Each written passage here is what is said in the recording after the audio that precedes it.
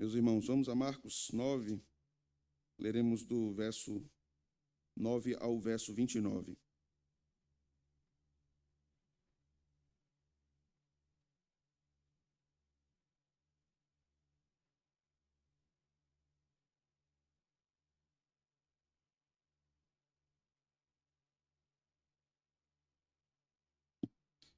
Ao chegarem do monte, ordenou-lhes Jesus que não divulgassem as coisas que tinham visto até o dia em que o Filho do Homem ressuscitasse dentre os mortos. Eles guardaram a recomendação, perguntando uns aos outros que seria o ressuscitar dentre os mortos. Interrogaram-no, dizendo: por que dizem os escribas ser necessário que Elias venha primeiro? Então ele lhes disse: Elias, vindo primeiro, restaurará todas as coisas. Como, pois, está escrito sobre o Filho do Homem, que sofrerá muito e será aviltado?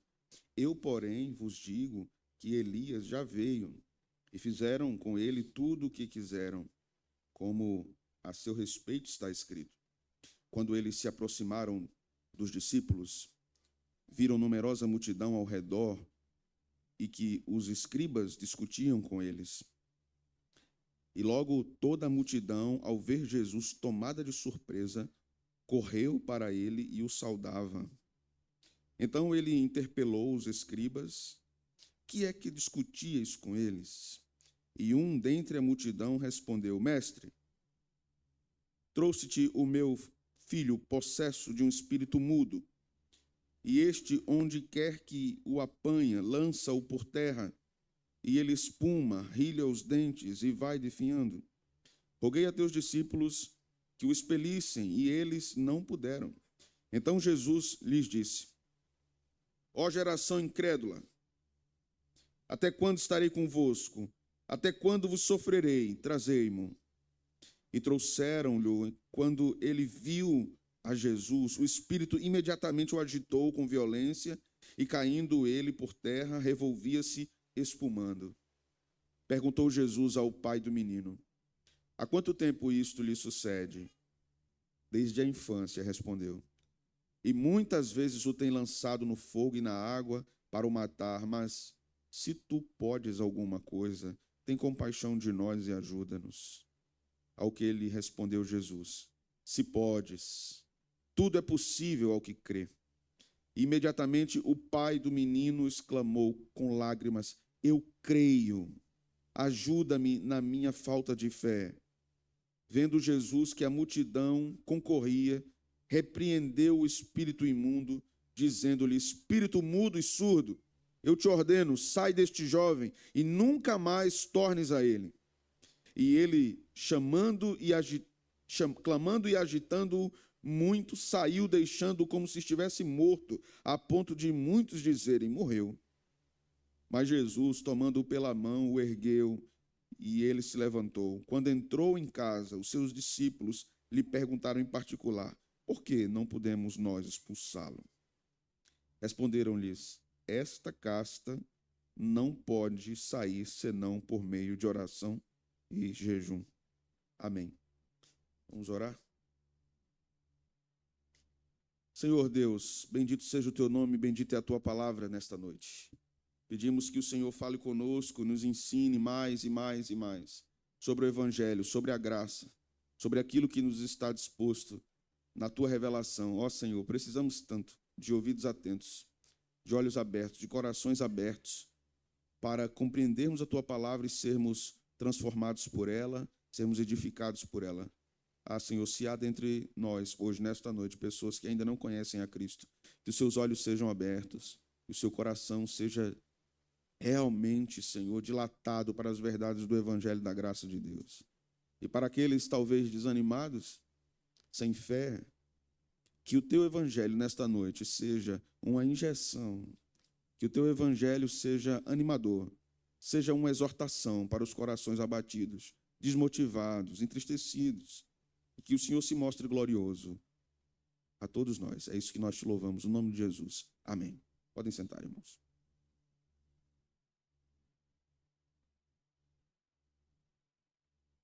Eu tenho certeza absoluta que todos nós aqui, nesta noite, gostamos de sair de férias. Vocês gostam, irmãos? É muito bom sair de férias. É muito bom termos aquela expectativa do descanso. Eu falei muito sobre férias na última quinta-feira. Parece que eu estou com férias na minha cabeça ainda. Então, eu vou introduzir o sermão de novo falando sobre isso hoje. Mas eu podia usar outro termo também, ou outra circunstância também. Talvez se você já teve a oportunidade de viajar com amigos, com familiares. Aquela viagem de família que é um caos, mas é uma bênção. Sabe como é?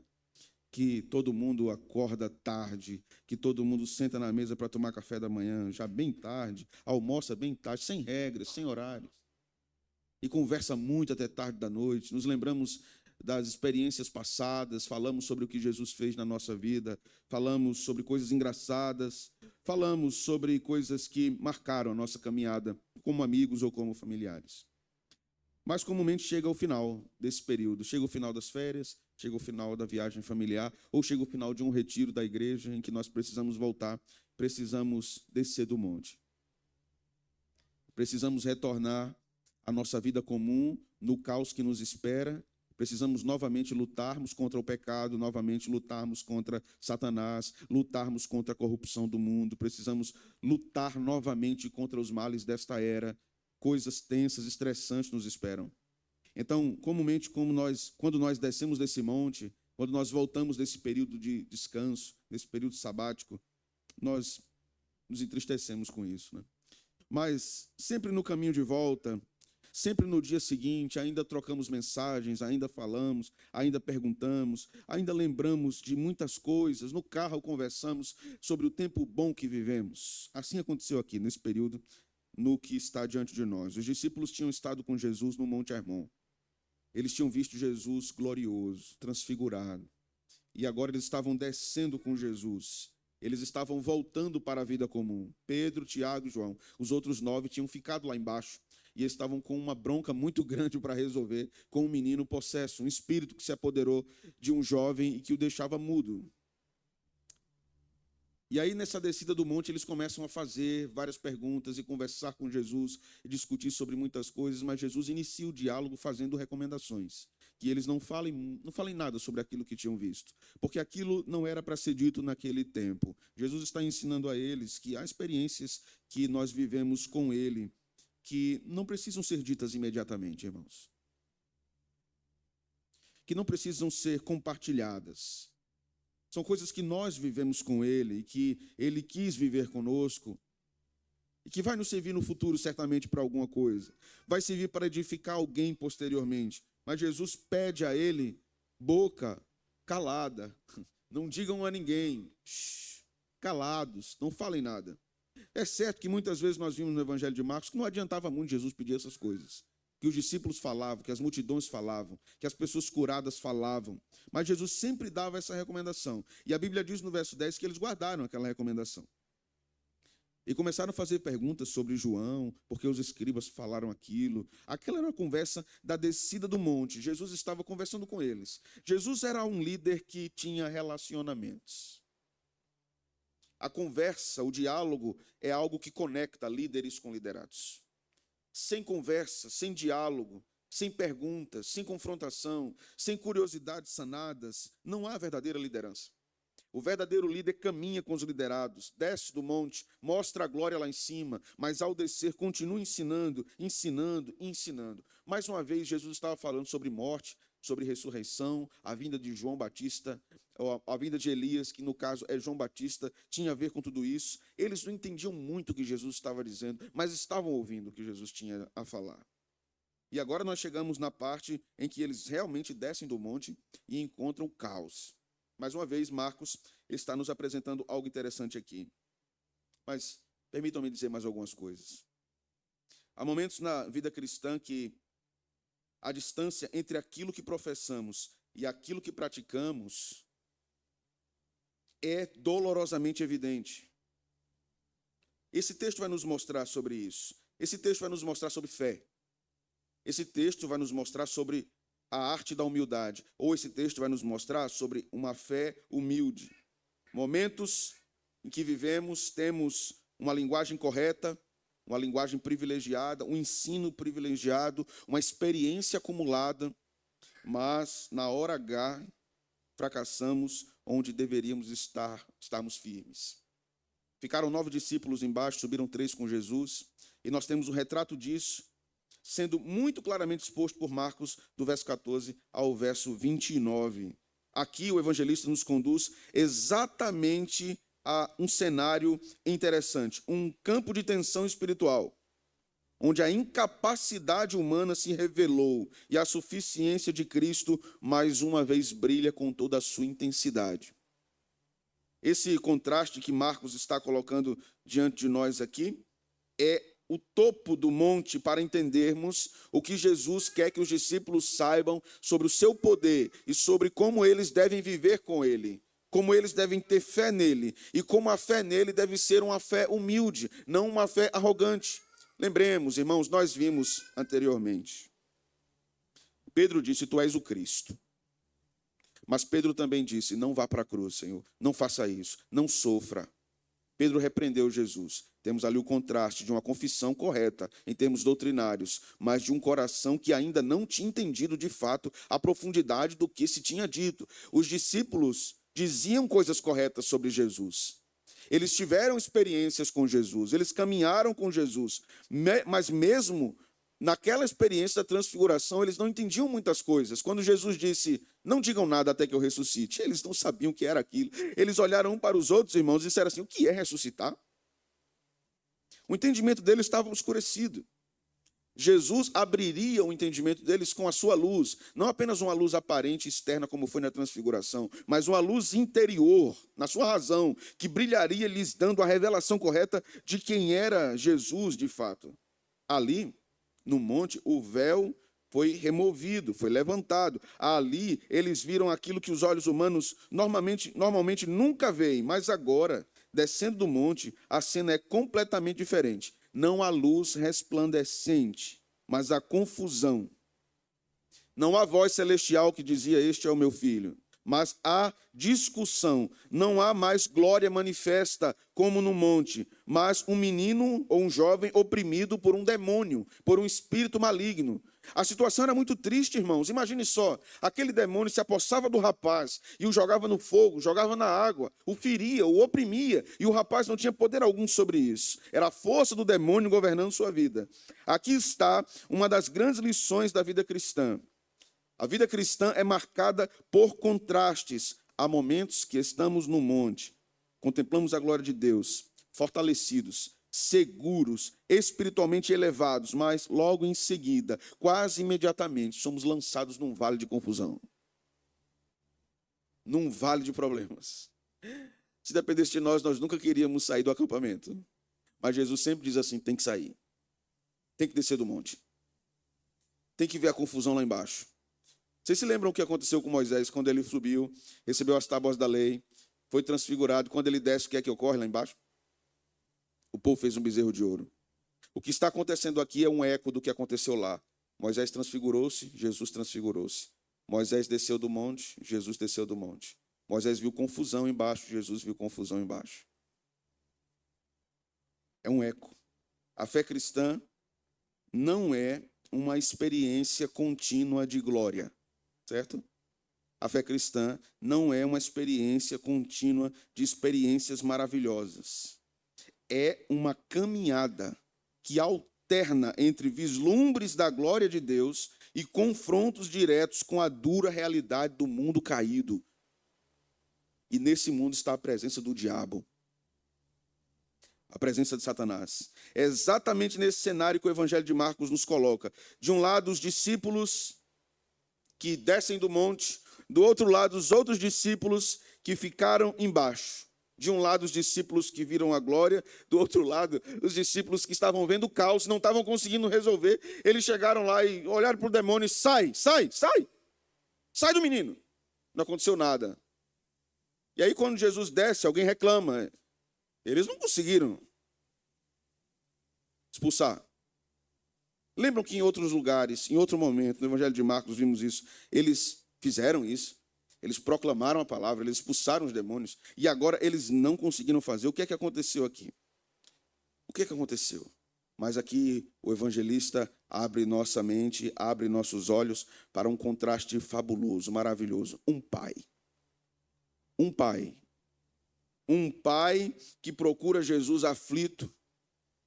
O que a Bíblia diz sobre ele é que ele era um pai sem títulos, sem posição, sem qualquer pretensão elevada, apenas um pai com coração quebrantado, que via o seu filho jovem sofrendo, aturdido pelo demônio. Este pai agarra-se à possibilidade, à esperança de que Jesus poderia fazer algo.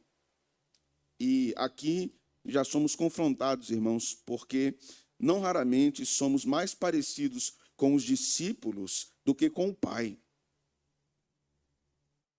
Somos mais parecidos com aqueles que não conseguem expulsar o mal do que com o Pai que diz assim, se tu podes fazer isso. Isso não era uma dúvida, tá? Essa fala do Pai não era uma dúvida. Era um pedido. Se o Senhor pode fazer isso pelo meu filho. Aí então Jesus disse, se podes, isso é possível fazer. Meus irmãos, enquanto nós vemos esse texto, nós vemos o pai do menino surgindo como uma figura inesperada. O pai do menino representa aqui a humildade. Veja o último versículo desse bloco que lemos, que está no verso 29. 28 e 29. Quando entrou em casa, os seus discípulos lhe perguntaram em particular. O que eles perguntaram? Por que não podemos expulsá-lo? O que foi que Jesus respondeu?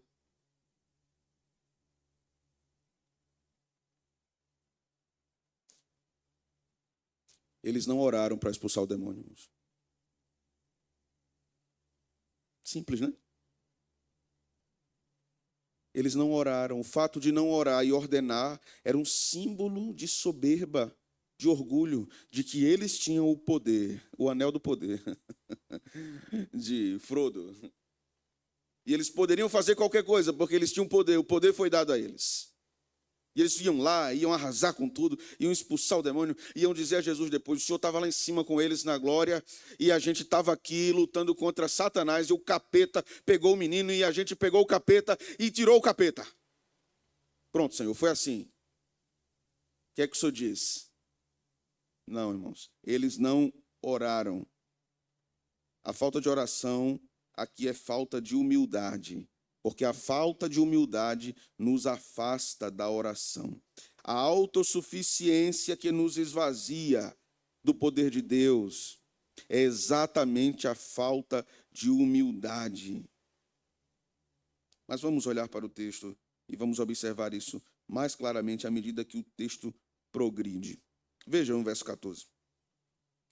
Quando eles se aproximaram dos discípulos, viram numerosa multidão ao redor e que os escribas discutiam com eles, e logo toda a multidão, ao ver Jesus tomada de surpresa, correu para ele e o saudava. Alguns estudiosos vão dizer que a surpresa aqui da multidão era porque o rosto de Jesus ainda brilhava, ainda havia glória no rosto de Jesus. Nós não sabemos ao certo, o evangelista não trata isso com clareza aqui para nós, mas todos eles ficaram surpresos com a chegada de Jesus. Talvez o que acontece aqui, a surpresa deles, é que Jesus chega exatamente no momento da confusão, em que o demônio não foi expulso, em que o pai do menino estava aflito, que todo mundo esperava que o problema fosse resolvido e o menino fosse livre e o pai fosse consolado. Jesus chegou exatamente naquele momento. Em o verso 16, então, nos diz, então ele interpelou os escribas. Que é que discutias com eles? E um dentre a multidão respondeu, mestre, trouxe-te o meu filho, possesso de um espírito mudo. E este, onde quer que o apanhe, lança-o por terra, e ele espuma, rilha os dentes e vai defiando. Essa era uma manifestação de uma possessão demoníaca que resultava num ataque epilético. Isso não quer dizer que a epilepsia é endemoniamento. Isso quer dizer que aqui há um resultado neurológico e fisiológico de uma possessão demoníaca, que afetou essas áreas da vida do rapaz. Então, observe bem o que o texto diz. E este, verso 18, onde quer que o apanha, lança-o por terra, e ele espuma, rilha os dentes e vai definhando. roguei aos teus discípulos que o expelissem e não puderam. Imagine só a vida perturbada desse pai, meus irmãos. O menino estava em casa, de repente, com ele, comendo, conversando, e de repente o demônio pegava e jogava o menino no chão, batia sua cabeça na parede, jogava-o dentro do fogo, jogava-o dentro de um rio. A agonia desse pai e a sua angústia era tremenda. E ele não sabia o que poderia acontecer com seu filho em qualquer momento. Ninguém poderia ajudá-lo. Ninguém. Apenas Deus poderia fazer alguma coisa por este pai. E é este o ponto aqui que nos interessa.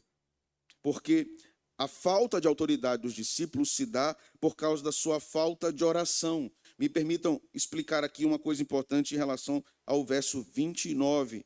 Há duas palavras aqui que precisam ser esclarecidas. A primeira é casta. O que está no grego aqui não é casta, certo? É algo que corresponde mais à raça. Raça, certo? Então, esta raça, os demônios, né? A ideia aqui, ou espécie, o demônio aqui era o que Jesus estava se referindo. Não pode sair por meio da oração. Veja que jejum aí está entre colchetes, não é isso? O que isso quer dizer? Vamos um pouco aqui para o que chamamos na teologia, uma ciência da teologia chamada manuscritologia. Todos os textos que você pegar na sua Bíblia, no Novo Testamento, se observar entre colchetes, há um problema aí a considerar sobre eles. O que acontece? Existem várias famílias de manuscritos antigos. Milhares de manuscritos, muitos manuscritos. E aí você pode perguntar, mas por que Deus não deixou, não preservou o manuscrito original?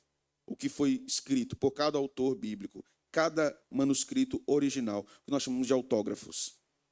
Ora, certamente nós sabemos como nós somos. Se existisse um original, a primeira coisa que ia acontecer é que nós iríamos fazer peregrinações mundiais para vermos isso. Não era assim?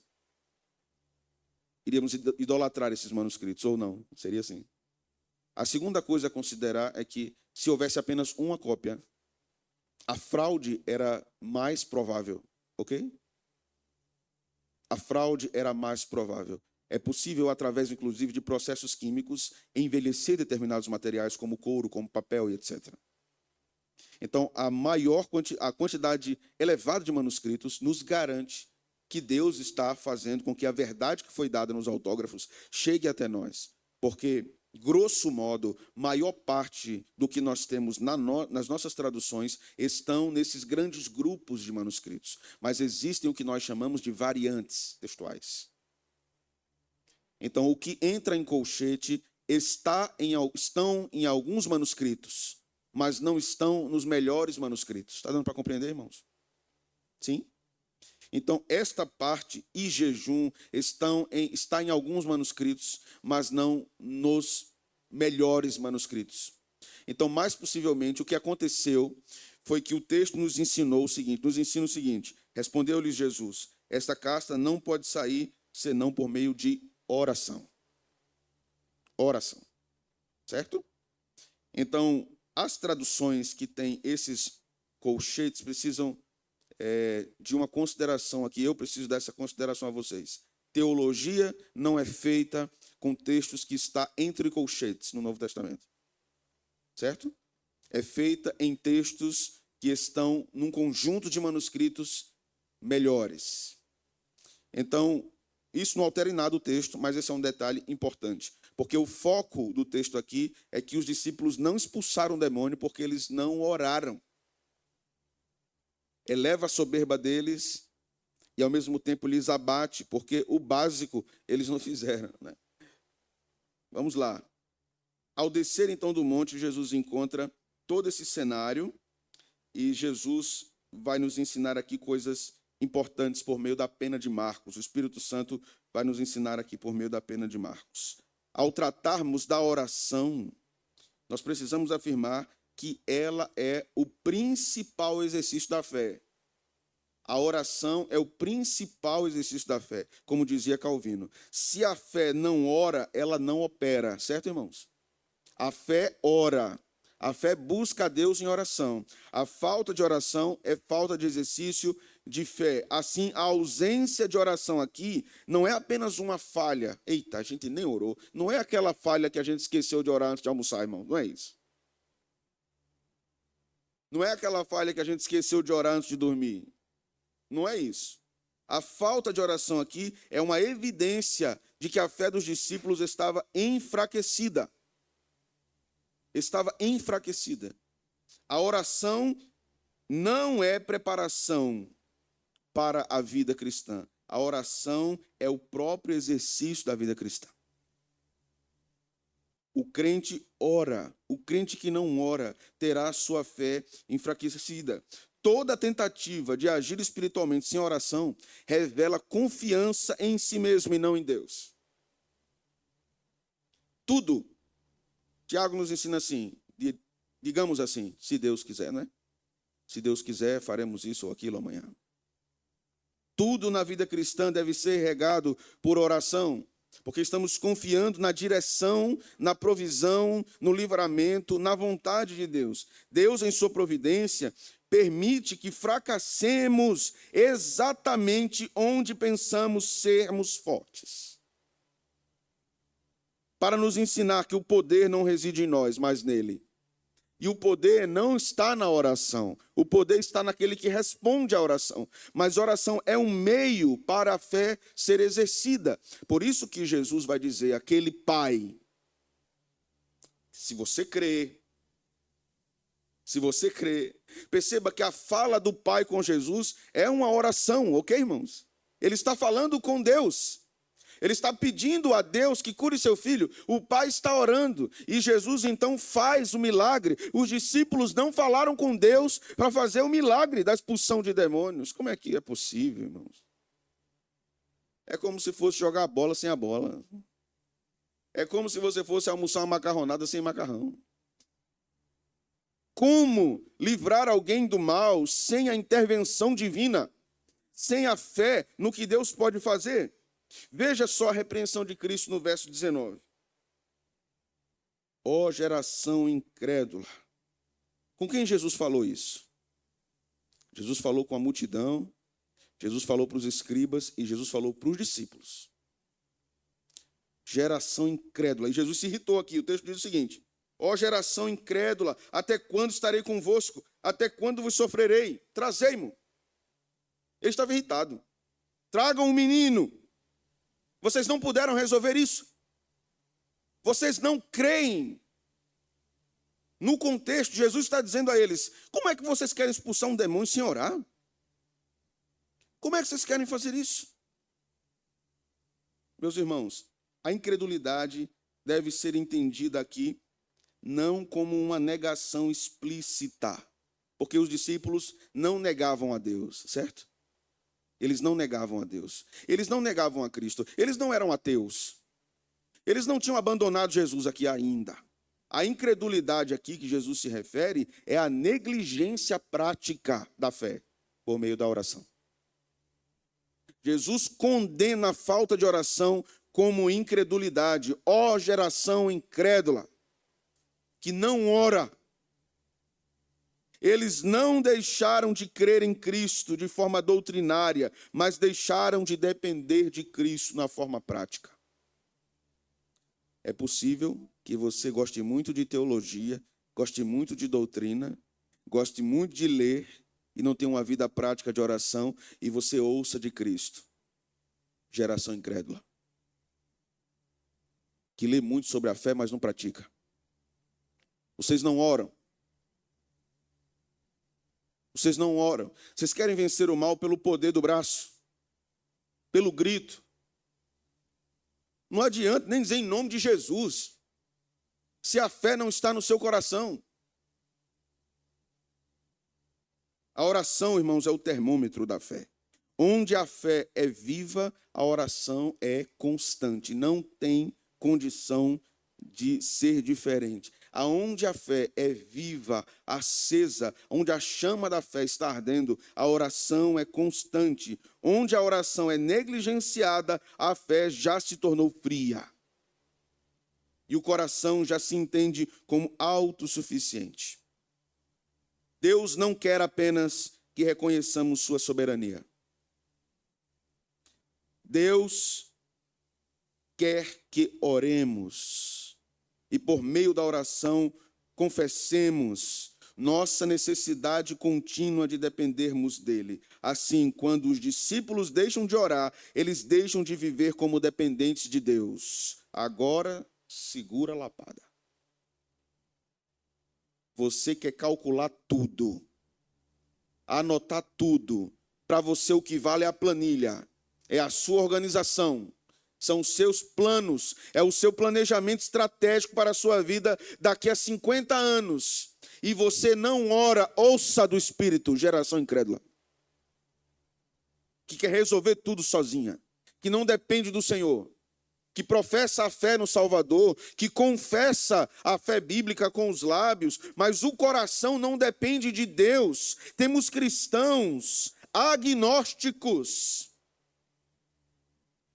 que professam uma fé intelectual no Salvador e na palavra, mas na prática eles vivem como se Deus não existisse. Eu resolvo, eu tenho a saída. Assim, quando os discípulos deixam de orar, irmãos, eles deixam de viver na presença de Deus de modo dependente e passam a agir como se pudessem operar por si mesmos. Não, eu sei o que eu vou fazer. Tem uns contatos aqui, vou mandar uns WhatsApps aqui, eu vou fazer umas ligações aqui, tem uns esquemas aqui que eu vou resolver. Deixa comigo, eu vou resolver.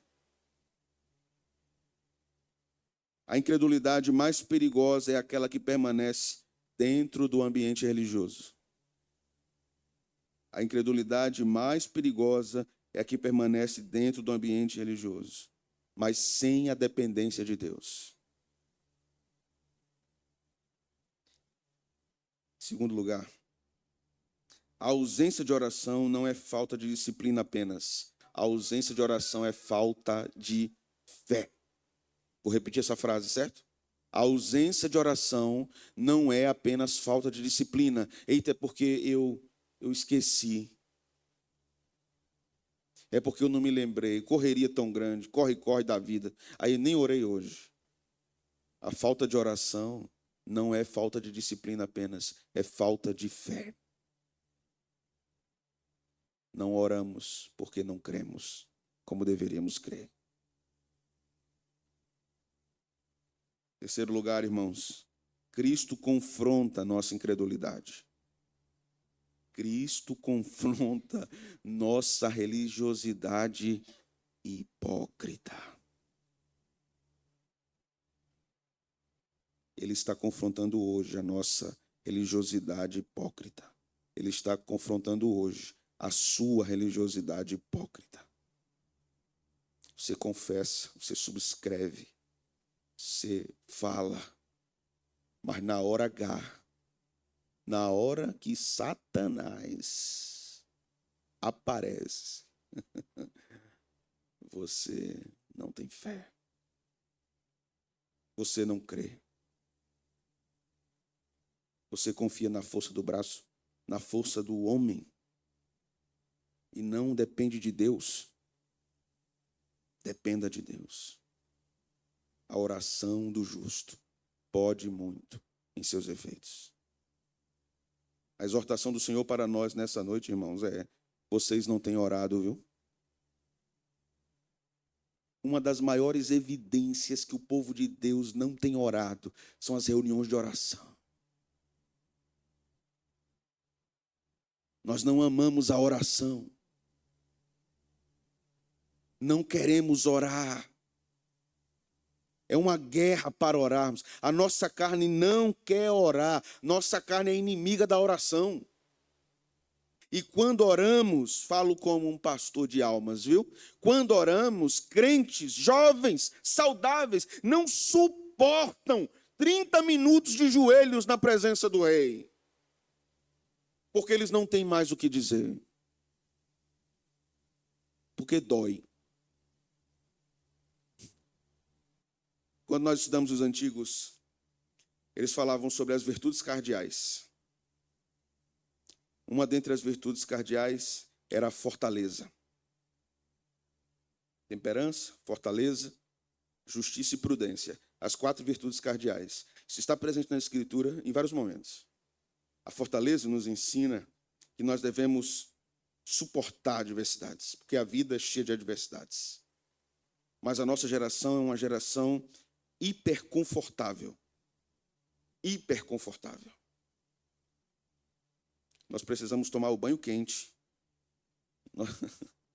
Comece a tomar banho gelado, só para você criar resistência espiritual. Nós gostamos de acordar um pouquinho mais tarde. Comece a acordar às 3:30 da manhã para ler a palavra. Açoite sua carne, crente. É claro que os medievais exageraram, de fato, eu reconheço. Eles exageraram. Mas isso que eles ensinavam era muito interessante. Porque quanto mais conforto, menos piedade. Já notou? Percebeu? Quanto mais conforto, menos piedade. O professor do seminário me dizia assim: pastor tem que ter um colchão ruim, para não dormir demais. Eu digo, o problema é se ele for casado, né, pastor?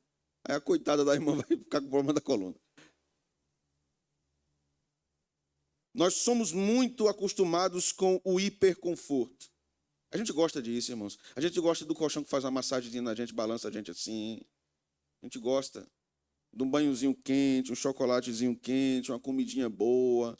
A gente gosta de pedir no iFood, maravilha, chegou uma pizza de mussarela com frango catupiry. E vocês com fome, né, na hora do culto. Isso é um pastor malvado. Um negócio extraordinário. Ela chega quente, quando você abre a caixa, ela está lhe chamando, venha. E aí você abre, tss, eita, agora eu vou comer. A gente gosta do conforto. O conforto não é de todo ruim. Mas precisamos aprender que o cultivo da piedade não se dá no conforto, se dá no desconforto. Não temos como cultivarmos a piedade no conforto. Nossa resistência não aumentará no conforto.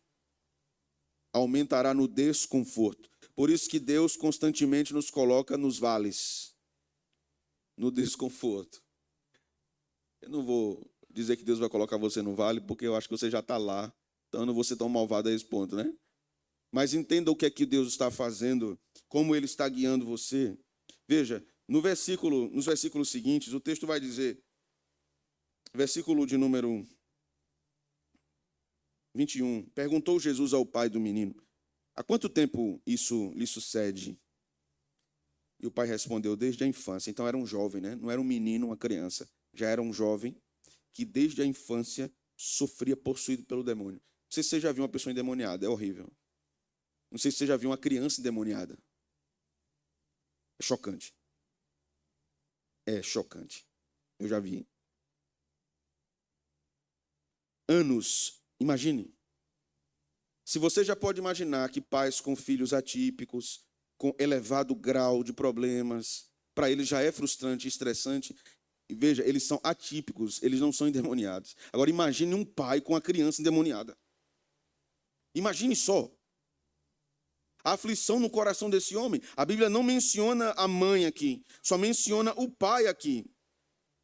Verso 22 diz: e muitas vezes o tem lançado no fogo e na água para o matar, mas se tu podes alguma coisa, tem compaixão de nós. Irmãos, veja o pedido desesperado desse pai. Senhor, se tu podes fazer isso, tenha misericórdia de nós, tenha compaixão de nós, ajuda-nos. Ajuda-nos. Jesus então responde no verso 23, se podes, tudo é possível ao que crê. Jesus disse o se podes para que os discípulos ouvissem. Se podes. Jesus estava dizendo o seguinte, irmãos, nas entrelinhas ali era assim: este homem, esse pai do menino endemoniado, ele tem mais fé do que vocês. Porque ele está buscando na fonte de todo o poder a libertação do seu filho. Vocês não buscaram isso. Este homem crê. Agora veja só o que está depois aqui. O verso 24. Imediatamente o pai do menino exclamou, eu creio, Senhor. Imediatamente ele disse, ajuda-me na minha incredulidade. É assim que está no grego. Eu creio, ajuda-me na minha incredulidade. Veja, isso é uma construção extraordinária que Marcos nos coloca aqui. Como assim ele crê e é incrédulo? Sim, é isso mesmo. Ele está dizendo, Senhor, eu creio, tenho fé aqui, mas eu acho que eu não creio como deveria crer. A incredulidade, mas eu tenho fé. Deus não precisa de uma grande fé para operar um grande milagre. Ele precisa de uma fé do tamanho de um grão de mostarda. Não é preciso uma grande fé, mas é preciso fé. O texto continua, verso 25, vendo Jesus que a multidão concorria, repreendeu o espírito imundo, dizendo, espírito mudo e surdo, eu te ordeno, sai deste jovem, nunca mais tornes a ele. Que fala, hein? Que poder, que autoridade. Não tem discussão com o demônio, não tem nenhuma conversa, é uma ordem. E aí o verso 26 diz, clamando e agitando muito, saiu, deixando como se estivesse morto, a ponto de muitos dizerem, morreu.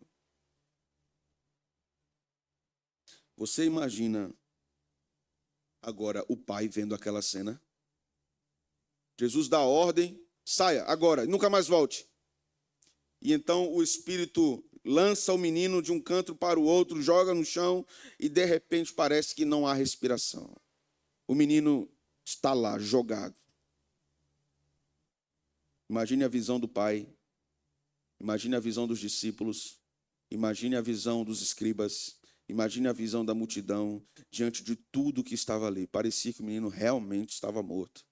Mas o texto diz, no verso de número 27, é um texto belíssimo.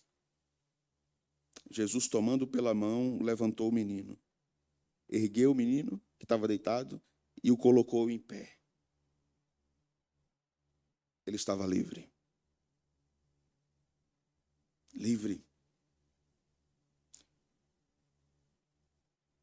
A fé genuína, irmãos, não consiste na ausência de dúvidas.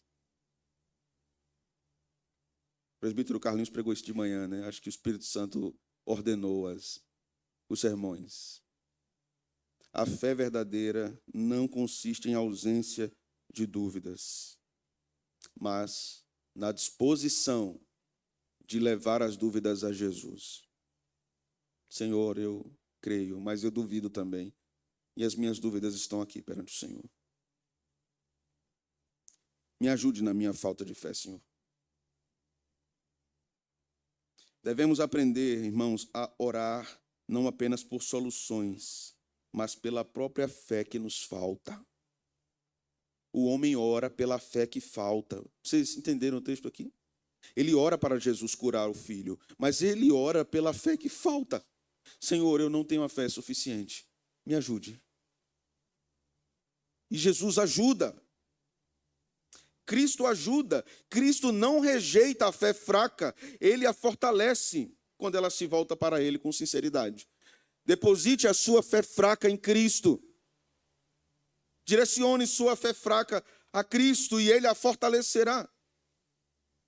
Então quero caminhar com vocês para o final. Os últimos versículos.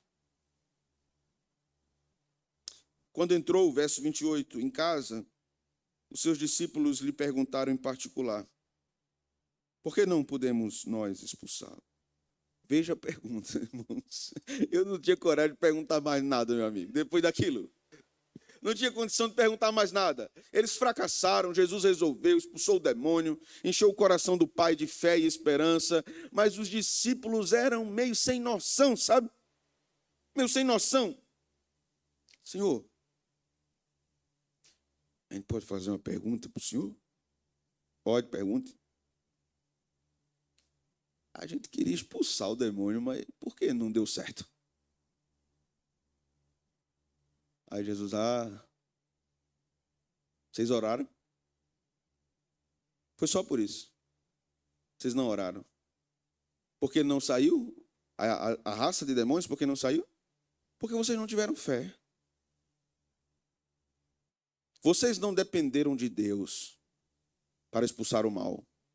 Vocês quiseram fazer isso sozinhos. Meus irmãos, a chave de todo o texto aqui. A oração não é uma técnica para potencializar o poder do homem, mas o meio pelo qual o homem se esvazia. Quando oramos, nos esvaziamos para dependermos inteiramente de Deus. Oramos como João, importa que ele cresça e que eu diminua. Os discípulos falharam porque tentaram agir sem a dependência de Deus. Desgraçado é o crente que quer agir e viver sem a dependência de Deus. Deus ordenou a oração não porque ele precise ser informado, né?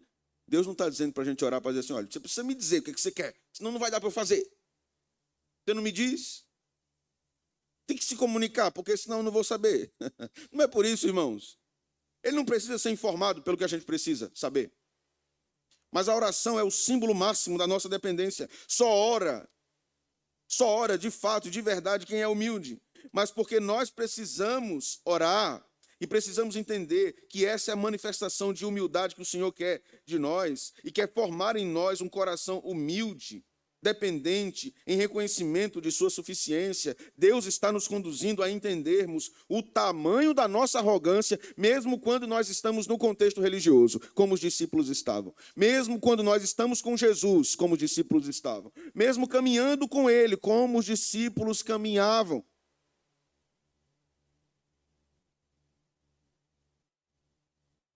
Veja só que coisa. Porque a gente escuta assim, e eu concordo, sabe, em grande parte, grande grau eu concordo. Mas quando a gente fala assim, quem caminha com Jesus não tem como não, é uma pessoa humilde. E aqui? Perceba que a concepção de Jesus aqui acerca da humildade na oração é muito mais profunda do que nós imaginamos. Isso aqui é muito mais profundo do que manifestar um tipo de humildade que apenas diz assim, Senhor, eu não consigo, eu não posso, eu não sei. E agora, como é que eu vou fazer? Humildade não é isso. Humildade não é a gente dizer assim, não, eu não sei. Eu não sei como fazer, eu não consigo. Eu sou humilde. Não é isso. Humildade é dependência. Senhor, no teu poder, na tua graça, vamos avançar. E vamos fazer a tua vontade. Ajuda-nos. Ajuda-nos a realizar a tua vontade. Ajuda-nos a fazermos a tua obra. A oração, irmãos, é o meio ordinário pelo qual Deus responde de modo extraordinário. Onde a oração é negligenciada, o poder espiritual se torna ausente. Se torna ausente. Devemos aprender que não há vitória espiritual sem dependência de Deus em oração. Não há. Você tem que ajoelhar e orar. Você não pode se ajoelhar, mas pode orar. Você tem que orar. Você quer vencer os seus temores interiores, você tem que orar. Você quer vencer os seus medos, você tem que orar. Isto é o básico, o básico, o básico, e nós erramos no básico. Nós não sabemos fazer o feijão com charque de cada dia, nós não sabemos. Que é a oração. Nós não sabemos. Nós dependemos muitas vezes dos outros. Ore por mim, ore por mim, ore por mim. Ore por mim, pelo amor de Deus, ore por mim. Ô pastor, ore por mim. Olha, não tem um ser enaltecido que a oração dele é mais ouvida por Deus do que outro membro da igreja de Cristo. Não tem. Da mesma forma que Deus ouve a minha oração, escuta a sua. Agora, se a sua estiver errada e a minha estiver certa e eu estiver orando por você, Deus vai ouvir a minha. Entendeu? É isso que acontece. O que acontece é isso. E se mesmo eu orar errado junto com você, o Espírito Santo que geme por nós, com gemidos inexprimíveis, corrige a oração. Vocês estão orando errado, o pastor está orando errado e a ovelha está orando errado. Então, é assim, Pai. Eles precisam disso. Irmãos, o texto agora nos aperta o coração e não nos permite mais sairmos ilesos disso. A minha oração é que você saia daqui arrebentado com esse texto. Amém? Amém. Vocês são crentes mesmo. Saiam daqui arrebentados, porque o texto não permite que a gente saia daqui sem apanhar.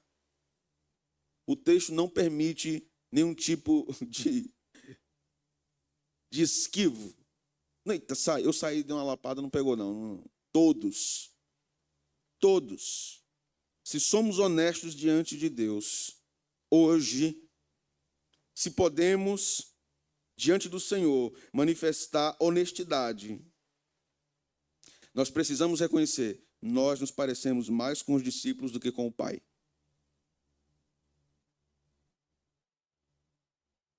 Parecemos mais com os apóstolos do que com o Pai. O Pai não era um seguidor de Jesus. Os discípulos eram. O Pai passou a ser aqui. Coração humilde, que ora. Ore pelos seus filhos. Ore pela sua casa. Ore por suas decisões. Ore pela sua vida. Faça uma lista de oração. Os puritanos faziam isso. Se você se perde no momento de oração, faça uma lista. Eu preciso orar sobre isso durante toda essa semana. Vá ao Senhor e apresente tudo aquilo. Coloque os nomes. Coloque as causas. E coloque-se diante do Senhor em oração. O Senhor certamente responderá. Uma fé humilde, ora. Não é fé forte. É uma pequena fé que Deus precisa. É uma pequena fé que Ele requer de nós. Que o Senhor, Deus, nos abençoe. Vamos orar?